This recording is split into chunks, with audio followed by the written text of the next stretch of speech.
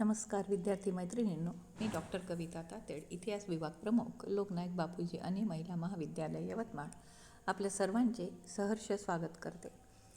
भारतीय समाजव्यवस्थेचा विचार करणाऱ्या समाजसुधारकांमध्ये डॉक्टर बाबासाहेब आंबेडकरांचे योगदान अतिशय श्रेष्ठ दर्जाचे आहे.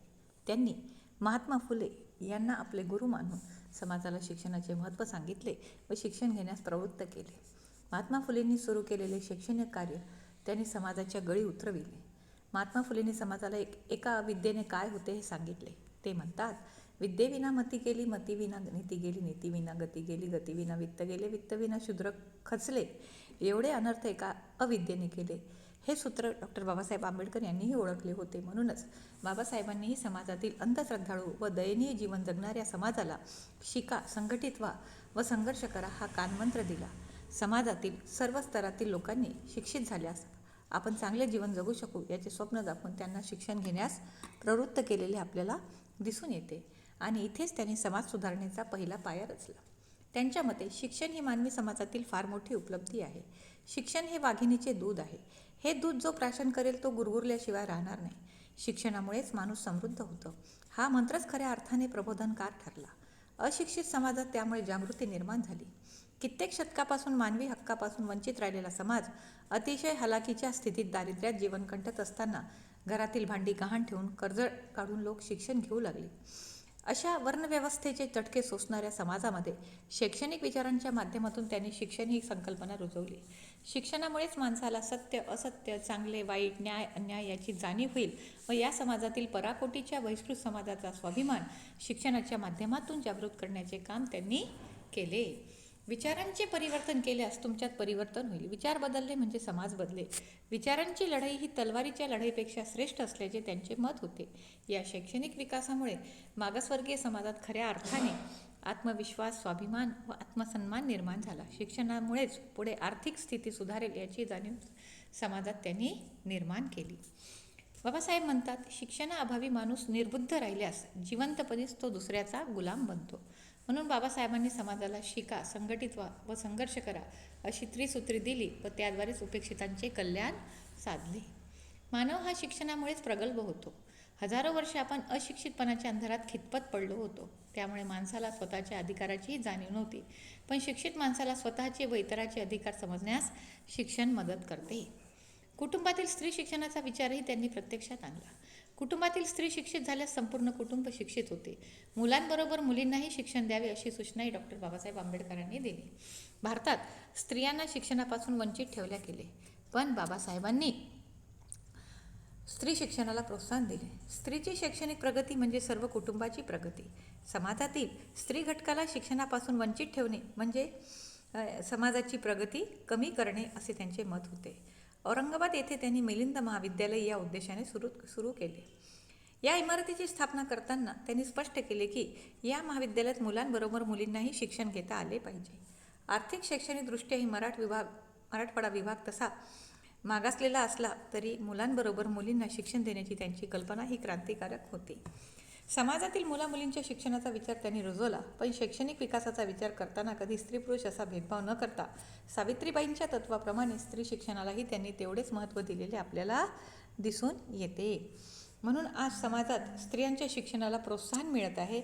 स्त्रीरूपी हिऱ्यातील गुण ओळखण्याचे काम त्यांनी केलेले आपल्याला दिसून येते. त्यातूनच समाजाला उन्नतीचा मार्ग मिळालेला आपल्याला लक्षात येतो.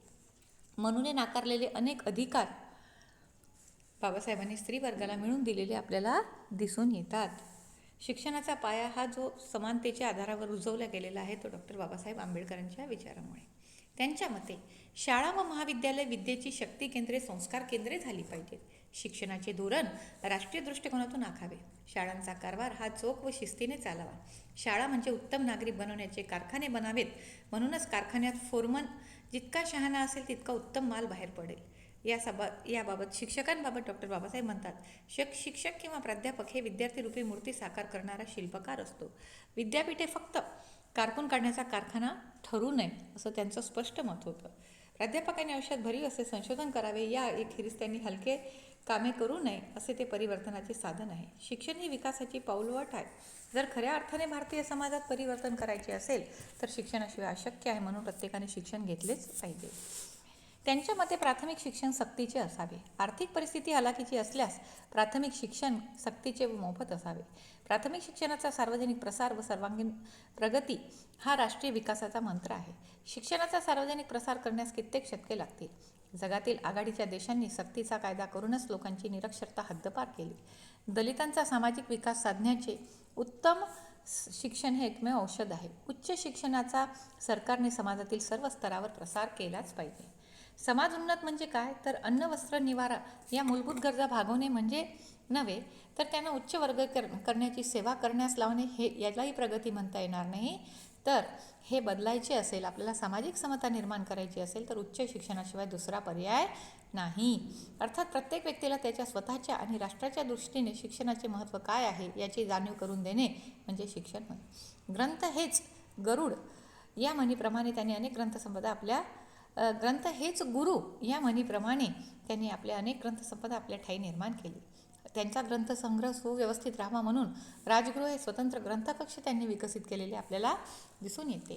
वाचनासाठी व ग्रंथांसाठी स्वतंत्र कक्ष निर्माण करणे हे खरंच माणसाच्या विद्वत्तेचे लक्षण असल्याचे आपल्याला या ठिकाणी दिसून येते. आणि अशा प्रकारे शैक्षणिक बाबींच्या संदर्भात विचार करत असताना डॉक्टर बाबासाहेब आंबेडकर यांनी सामाजिक मानवतावादाचा सुद्धा पुरस्कार केलेला आपल्याला दिसून येतो. भारतीय राज्यघटनेचे शिल्पकार, लोकशाहीचे त्राते, मानवी स्वातंत्र्याचे कैवारी, बहुजनांचे व दलितांचे आधारस्तंभ थोर महामानव डॉक्टर बाबासाहेब आंबेडकर यांच्या संपूर्ण आयुष्यातील अनमोल कार्याचा ठेवा लक्षात घेता असं लक्षात येते की त्यांनी सामाजिक मानवतावादाची संकल्पना समाजामध्ये रुजवण्याचा पुरेपूर प्रयत्न केलेला आपल्याला दिसून येतो. त्यांचे सामाजिक विचार हे मौलिक विचार ठरतात आणि त्यांच्या विचारातून दलित व बहिष्कृत भारताचे सम्यक दर्शन करतात. आधुनिक भारतीय विचारांच्या जडणघडणीत डॉक्टर बाबासाहेब आंबेडकरांचा सिंहाचा वाटा आहे. ते एक थोर समाज सुधारक होते. त्यांचा समाज सुधारणाविषयक दृष्टिकोन 19व्या शतकातील नेमस्त सुधारकांपेक्षा थोडा भिन्न होता. समाज सुधारणाविषयी डॉक्टर आंबेडकर यांच्या दृष्टिकोनातील दुसरा फरक धर्मग्रंथाविषयीच्या भूमिकेच्या संदर्भातील आहे. तर तिसरा फरक म्हणजे नेमस्तवादी सुधारकांच्या मते माणसाची हृदय परिवर्तनाची क्षमता अमर्याद आहे. या उलट डॉक्टर बाबासाहेबांच्या मते मानवी हृदय परिवर्तनाला मर्यादा असतात. त्यांच्या मते गमावलेले हक्क हिसकावून घेणाऱ्याच्या सत्सद्विवेकास हात दिल्याने परत मिळत नसतात. त्यासाठी संघर्ष हा करावाच लागतो. या विवेकशील विचारातून हे स्पष्ट होते की डॉक्टर बाबासाहेब आंबेडकर यांचे संपूर्ण कार्य हे मानवी कल्याणासाठी असून ते सतत मानवासाठी लढत राहिले. म्हणून त्या दृष्टिकोनातून सामाजिक मानवतावाद म्हणजे काय या संकल्पनेचा अर्थ समजून घेणे गरजेचे आहे. ते म्हणतात, मानव की गरिमा की पुनर्स्थापना, मानवीय प्रतिष्ठा एवं मानवीय हित के सर्वतोपरि विकास तथा सामाजिक जीवन हेतु अनुकूल परिस्थितियों के निर्माण की धारणा के आधार पर विकसित विचारधारा को मानवतावाद का नाम दिया गया है. इस विचारधारा का जन्म मूलतः शोषण एवं सामाजिक बुराई के विरोध में हुआ. या विचारातून हे स्पष्ट होते की सामाजिक मानवतावादी दृष्टिकोनात मानव हा मानवाला सर्वतोपरी महत्त्व देण्याचा प्रयत्न करीत असतो. सर्व मानव हे समान आहेत असा या विचारांचा मूलमंत्र आहे. शेवट कोणत्याही व्यक्तीचे काही कारणामुळे परिस्थिती बिघडली असेल तर संपूर्ण मानव समाजाचे कर्तव्य आहे की त्या व्यक्तीला स्थिरता प्राप्त करून देणे. या मानवतावादी विचारातून हे दिसून येते की व्यक्ती स्वातंत्र्याचे समर्थन व धार्मिक बंधनाला विरोध करणारी ही विचारधारा आहे. बौद्ध धर्माच्या मानवतावादी विचारसरणीत गौतम बुद्धाच्या विचाराचे स्थान सर्वोच्च असल्याचे आपल्याला दिसून येते. कारण की संबंध बहुजनाचे विचार मांडणारे महात्मा ज्योतिराव फुले, शाहू महाराज, डॉक्टर बाबासाहेब आंबेडकर यांनी संपूर्ण विश्वाला मानवतावादी विचारांची शिदोरी दिली. ज्याप्रमाणे पंचमहाव्रते, पंचशील ही जी तत्त्वे आहेत सामाजिक मानवतावादाचे पालन करतात, त्याचप्रमाणे डॉक्टर बाबासाहेब आंबेडकरांनी मानवतावादामध्ये स्वातंत्र्य, समता, बंधुभाव, न्याय या तत्त्वांचा पुरस्कार केलेला दिसतो. सामाजिक, राजकीय, आर्थिक विचारांची मांडणी याच मानवतावादी विचारावर आधारलेली आहे. मानवी समाजाच्या एकतेसाठी, दृढतेसाठी सामाजिक समता, स्वातंत्र्य, बंधुभाव आणि न्याय ही तत्त्वे अत्यावश्यक आहे. सामाजिक मानवतावादातील डॉक्टर बाबासाहेबांना अभिप्रेत असलेले मुख्य तत्त्व जे आहे त्याचा विचार आपल्याला या ठिकाणी करणे गरजेचे आहे. डॉक्टर बाबासाहेब आंबेडकरांनी स्पष्ट केलेले प्रमुख तत्त्व म्हणजे स्वातंत्र्य होय. मानवतावादाची मूलभूत तत्त्व म्हणजे व्यक्ती व समाजाच्या विकासाकरिता स्वातंत्र्य हे आवश्यक आहे. त्यावरच समाजाची प्रगती अवलंबून असते. सामाजिक स्वातंत्र्याचा विचार करताना प्रामुख्याने तो विचार 2 पातळ्यावर करावा लागतो. पहिली पातळी म्हणजे एका समुदायाला राहण्याचे स्वातंत्र्य होय, जेथे समाजातील सर्व व्यक्तींकरिता समान नियम, समान अधिकार व कर्तव्य असतात. प्रत्येक व्यक्तीला काम करण्याचे, विचार करण्याचे, संघटन घडवून आणण्याचे स्वातंत्र्य असते. ते स्वातंत्र्य म्हणजेच एका समुदायात राहणाऱ्यांचे स्वातंत्र्य होय, असं आपल्याला या ठिकाणी म्हणता येईल. दुसऱ्या पातळीवरचे स्वातंत्र्य म्हणजे अन्य समुदायापासून एका समुदायांचे स्वातंत्र्य होय. प्रत्येक मोठ्या समाजात म्हणजे समुदायात अनेक सामाजिक एकक आणि समुदाय असतात व हे सर्व समुदाय एकमेकांच्या अत्याचारांपासून मुक्त असेल तर ते स्वातंत्र्य अन्य समुदायापासून एका समुदायाचे स्वातंत्र्य होईल.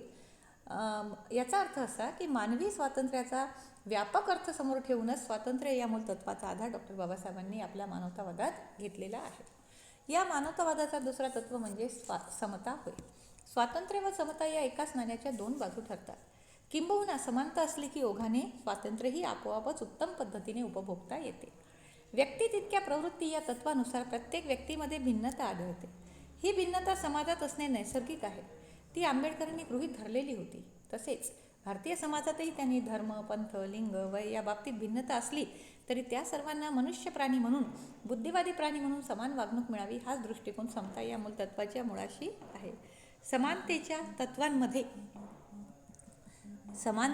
तत्वांमध्ये आपल्याला असं लक्षात येतं की डॉक्टर बाबासाहेबांना अभिप्रेत असलेले जे विचार होते ते विचार प्रामुख्याने या समानतेला परिपूर्ण करण्याचे होते. त्या अशा प्रकारच्या परिवर्तनासाठी त्यांनी आपले आयुष्य झिजवलेले आपल्याला दिसून येते. डॉक्टर आंबेडकरांच्या मते समानतेचे तत्व मानवी जीवनाचे व समाजाचे आवश्यक तत्व असावे. जाती, धर्म, पंथ, वंश, लिंग यांच्या आधारे कोणत्याही प्रकारची विषमता पाळणे अन्यायाचे आहे, अपमानजनक आहे, अन्यायकारक आहे. यातूनच हिंसा, संघर्ष निर्माण होतो आणि त्यामुळे समाजाचे, पर्यायाने देशाचे अपरिमित नुकसान होते आणि विकास खुंटतो. आणि म्हणून डॉक्टर बाबासाहेब आंबेडकरांच्या मते समानतेचा पुरस्कार केल्याशिवाय या समाजातील जाती व वर्ण यांचे स्तोम कमी होणार नाही. त्यासाठी आधी सर्वांना समान अधिकार व कर्तव्य असणे गरजेचे आहे. त्याशिवाय न्यायही मिळणार नाही व खऱ्या अर्थाने समाज एकसंघ होणार नाही याची पुरेपूर जाणीव त्यांना असल्याचे आपल्याला दिसून येते. त्यामुळेच भारतीय राज्यघटनेतील कलम 14 व 16 नुसार बाह्य रूपात समानतेच्या सिद्धांताला कायद्यापुढे समानता व संधीची समता याबरोबर जोडले आहे. म्हणजेच कायद्यापुढे सर्व समान आहेत व सर्वांना विकासाची समान संधी देण्यात यावी हेच यामध्ये आपल्याला अभिप्रेत असलेले विद्यार्थी मैत्रिणींनो दिसून येते. त्यानंतर या तत्वाची तिसरी महत्त्वपूर्ण विचारसरणी आहे ती म्हणजे बंधुता. प्रत्येक मानवाने प्रत्येक मानवाचा सन्मान करणे, परस्परांची आदराची वागणूक देणे, दुसऱ्यांच्या स्वला दुखावले जाणार नाही अशा प्रकारची तत्वे डॉक्टर बाबासाहेब आंबेडकरांनी मान्य केलेली होती. मानवी समाजात परस्परांशी असणारी समानतेची, मानसन्मानाची वागणूक आपोआपच परस्परात प्रेम, स्नेहभाव, आपुलकी निर्माण करते. त्यातून बंधुभावाची भावना वाढीला लागते. आपण सर्व भारतभूमीचे पुत्र असून परस्परांचे बंधू आहोत ही एकसंघ भावना होय, बंधुता होय. बंधुतेचे हे तत्व लोकांच्या पारस्परिक संबंधाच्या, विचार विनिमयाचे असे एक तत्व आहे की ज्याच्यामुळे लोकांमध्ये प्रेम, सहकार्य, सहचार्याची भावना वृद्धिंगत होते. बंधुता ही राष्ट्रातील सर्व लोक परस्परांशी बंधुभावाने वागतात याचे प्रतीक आहे. या बंधुतेतूनच एक राष्ट्रत्व उदयाला येते. त्यांची बंधुतेची संकल्पना ही व्यापक स्वरूपाची असल्याचे आपल्याला दिसून येते. त्यामध्ये व्यक्तिवाद, समाजवाद, राष्ट्रवाद, मानवतावाद, भौतिकवाद यांचा सुद्धा समन्वय झालेला आपल्याला या ठिकाणी दिसून येतो. त्यानंतर डॉक्टर आंबेडकरांनी न्याय हे तत्व आपल्या मानवतावादी विचारातील आधार तत्व मानले आहे. त्यांच्या मते स्वातंत्र्य, समता, बंधुता या मूलतत्वाचा आपण स्वीकार केला, प्रत्यक्ष आपण आपले आचरण तसे ठेवले की आपोआपच प्रत्येकाला न्यायपूर्ण वागणूक मिळेल. त्यामुळे मानवातील भेदभाव नष्ट होतील असा त्यांचा दृढ विश्वास होता.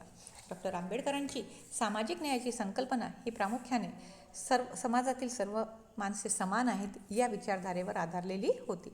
हेच न्यायाच्या तत्वाचे प्रतिबिंब भारतीय राज्यघटनेत पडलेले आढळून येते. न्यायाच्या तत्वाला राज्यघटनेत प्राथमिकता देणे आवश्यक आहे या मताचे डॉक्टर आंबेडकर होते. त्याच आधारावर भारतातील सामाजिक राजकीय न्यायाच्या दृष्टीने कायद्यामध्ये तरतूद करता येईल, त्यातून सामाजिक व व्यक्तिगत न्याय मिळणे शक्य होईल असा दृढ विश्वास डॉक्टर आंबेडकरांना होता. म्हणून भारतीय राज्यघटनेचे मुख्य उद्दिष्ट सामाजिक न्याय असल्याचे आपल्याला दिसून येते. सामाजिक न्यायाप्रमाणेच आर्थिक राजकीय न्यायसुद्धा डॉक्टर आंबेडकरांना अपेक्षित होते. आदर्श समाज प्रस्थापित करण्यासाठी त्यांनी आपल्या राज्यघटनेत सामाजिक, आर्थिक, राजकीय न्यायाची तरतूद केलेली आपल्याला दिसून येते.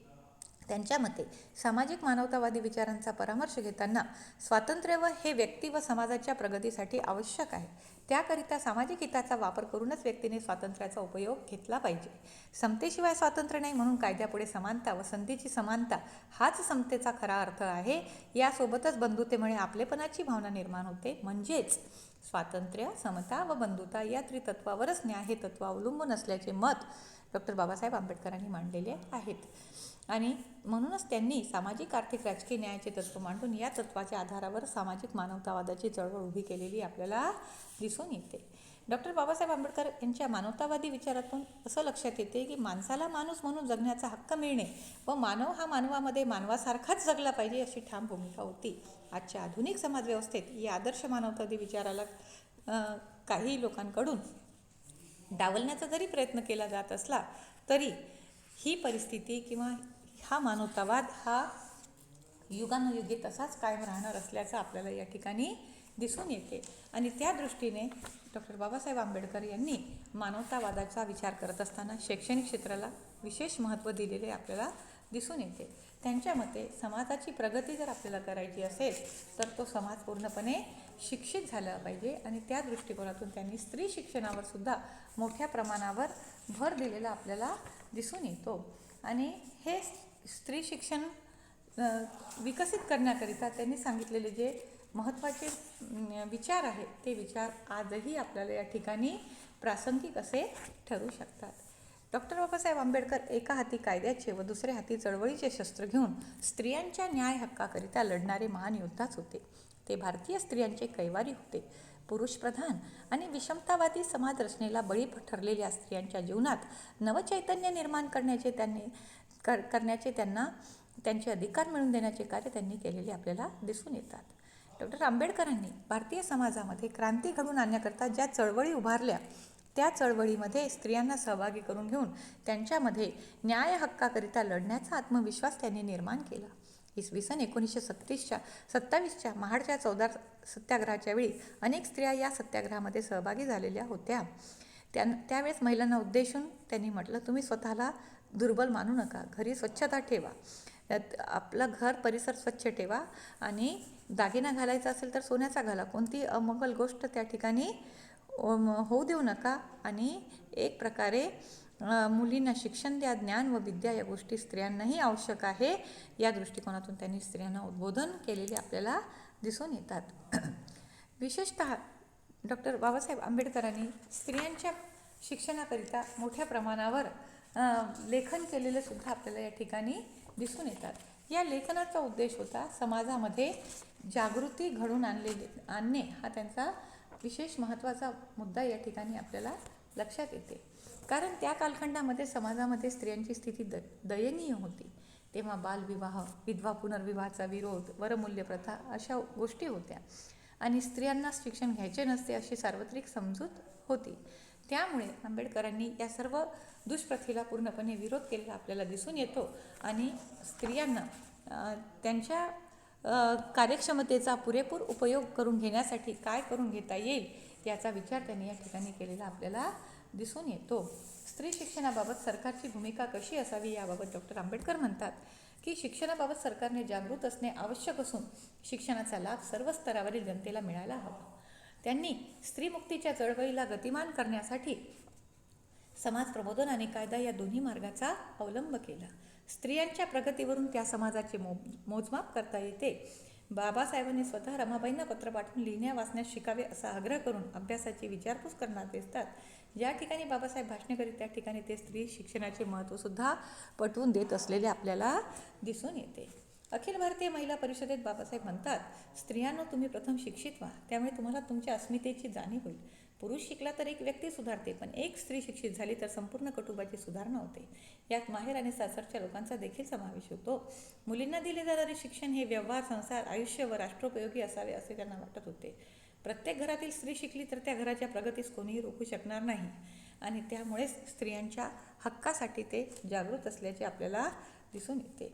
डॉक्टर बाबासाहेब आंबेडकर सहशिक्षणाचे समर्थक होते. त्यांच्या मते मुलामुलींना एकाच प्रकारचे व एकत्र शिक्षण दिले पाहिजे. शाळा, कॉलेज व विद्यापीठे शिक्षणात सहशिक्षण असलेच पाहिजे आणि स्त्रियांचे शिक्षण पुरुषांच्या बरोबरीनेच असले पाहिजे असे त्यांचे स्पष्ट मत होते. अर्थात त्या काळामध्ये ही विचारसरणी सर्वांना रुचेल अशी नव्हती आणि त्याच्यामुळे त्याच्या विरोधातही एक विरोध झाल्याचा आपल्याला दिसून येतो.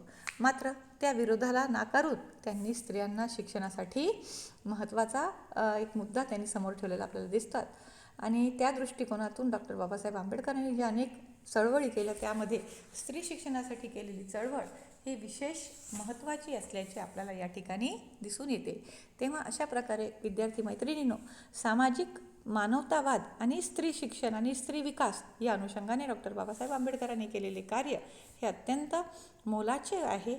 त्या दृष्टिकोनातून आपण सामाजिक समता आणि सुधारणा या अभ्यासक्रमामध्ये डॉक्टर बाबासाहेब आंबेडकर आणि त्यांनी निर्माण केलेले विचार किंवा त्यांची प्रस्थापित विचारसरणी आणि त्याचा समाजाला झालेला फायदा याचा विचार आपण या ठिकाणी केलेला आहे. या दृष्टिकोनातून आपण सर्वांनी यावर अधिक चिंतन करावे अशी अपेक्षा मी करते आणि आपली रजा घेते. धन्यवाद.